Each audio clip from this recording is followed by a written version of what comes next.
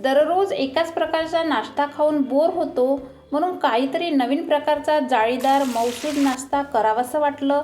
म्हणून हा नाश्ता मी बनवायला घेतला, कारण लागतेच तेवढा टेस्टी. माझ्या घरचे म्हणत होते की काहीतरी नवीन नाश्ता बनव, मग घेतलं हे बनवायला. 1 वाटी रवा मिक्सर पॉटमध्ये टाकायचा, अर्धी वाटी दही टाकायचं, चवीनुसार मीठ आणि मिक्सरला बारीक करून घ्यायचं. मिक्सरला फिरवलेलं बॅटर एका भांड्यात काढून घ्यायचं. मिक्सरचं भांडं विसळून टाकायचं, वाया नाही जाऊ द्यायचं. मस्तपैकी मिक्स करून घ्यायचं. आता यावर झाकण ठेवून 10 मिनिट मुरू द्यायचं. बघा, 10 मिनिट झाले की झाकण काढून यात चम्मच फिरवायचा. आता यात बारीक हिरवी मिरची कापून टाकायची, 1 कांदा टाकायचा बारीक कापून, 1 शिमला मिरची, 1 गाजर टाकायचं बारीक कापून. मिक्स करायचं बरं का. नंतर 1 इनोबोटी टाकायची, लगेच मिक्स करायचं. आता बॅटर थोड्या वेळ पुरतं साईडने ठेवून अशा छोट्या वाट्या घ्यायच्या आणि त्याला तेल लावून घ्यायचं आणि वाट्यात बॅटर भरून घ्यायचं.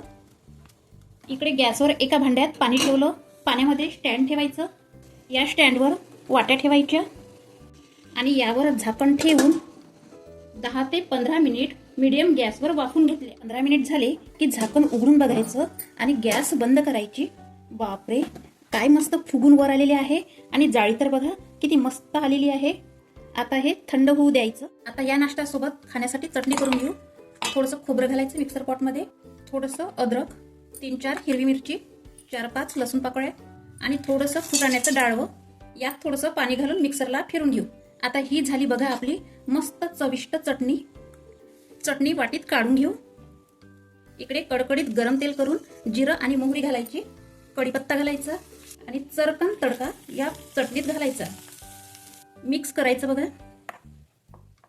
आता घालायचं चवीनुसार मीठ. मिक्स करायचं. ही झाली आपली चटणी रेडी. थंड झाले की साईडच्या कडा सैलसर करून वाटी उलटी करून काढून घ्यायचं.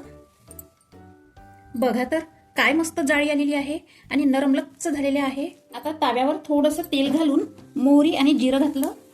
मोहरी आणि जिरं तडतडलं की नाश्ता घालून दोन्ही साईडने कलर येतपर्यंत भाजून घेतलं. बघा, याच पद्धतीनं सर्व नाश्ता भाजून घ्यायचा. बापरे, काय मस्त जबरदस्त नाश्ता झाला. याला वाटी ढोकळा असे नाव देऊ. बघा, आता एका प्लेटमध्ये नाश्ता टाकला आणि यावर चटणी टाकली. एवढी जबरदस्त टेस्ट आली ना.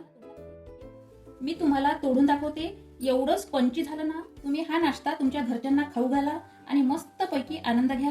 पुन्हा भेटूया नवीन रेसिपी बरोबर. धन्यवाद.